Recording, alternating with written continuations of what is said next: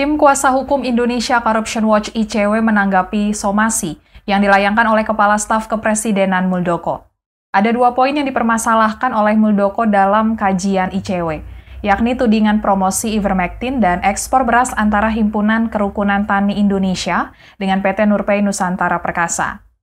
Salah satu tim kuasa hukum ICW, Muhammad Isnur, memastikan pihaknya telah membalas somasi dari kubu Muldoko pada Selasa 3 Agustus 2021. Isnur mengatakan dalam surat tersebut pihaknya menegaskan bahwa ICW menemukan sejumlah indikasi keterlibatan Muldoko dalam distribusi obat ivermectin yang berpotensi terjadinya konflik kepentingan.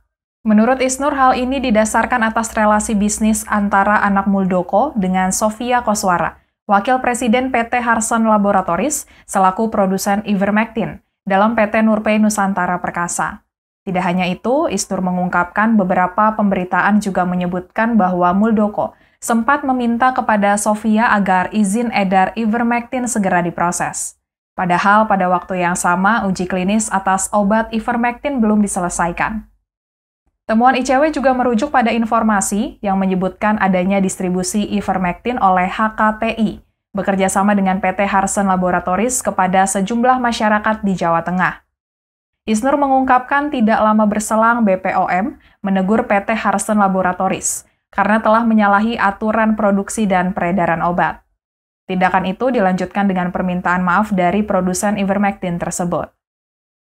Kemudian yang kedua, dalam surat balasan somasi, ICW sudah meluruskan bahwa telah terjadi misinformasi. Hal ini terkait ekspor beras antara HKTI dengan PT Nurpay Nusantara Perkasa. Merujuk pada siaran pers yang tertuang di website ICW, disebutkan bahwa HKTI bekerja sama dengan PT Nurpay Nusantara Perkasa dalam hal mengirimkan kader HKTI ke Thailand guna mengikuti pelatihan tentang nature farming dan teknologi efektif mikroorganisme. Selain itu, Isnur menjelaskan posisi ICW dalam konteks ini sebagai pengawasan roda pemerintahan. Isnur mengatakan pemantauan terhadap kinerja pejabat publik dalam bingkai penelitian merupakan salah satu bentuk partisipasi masyarakat yang dijamin dalam konstitusi, peraturan perundang-undangan, dan banyak kesepakatan internasional. Menurutnya, kuasa hukum Muldoko Oto Hasibuan keliru dalam memandang posisi ICW. Isnur mengungkapkan kajian seperti ini bukan kali pertama dilakukan oleh ICW. Sejak ICW berdiri, penelitian, khususnya terkait korupsi politik, memang menjadi mandat berdirinya lembaga tersebut.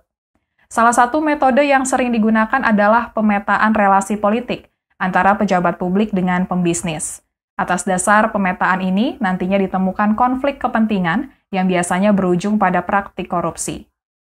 Isnur mengatakan setiap ICW mengeluarkan kajian, salah satu desakannya juga menyasar kepada pejabat publik agar melakukan klarifikasi.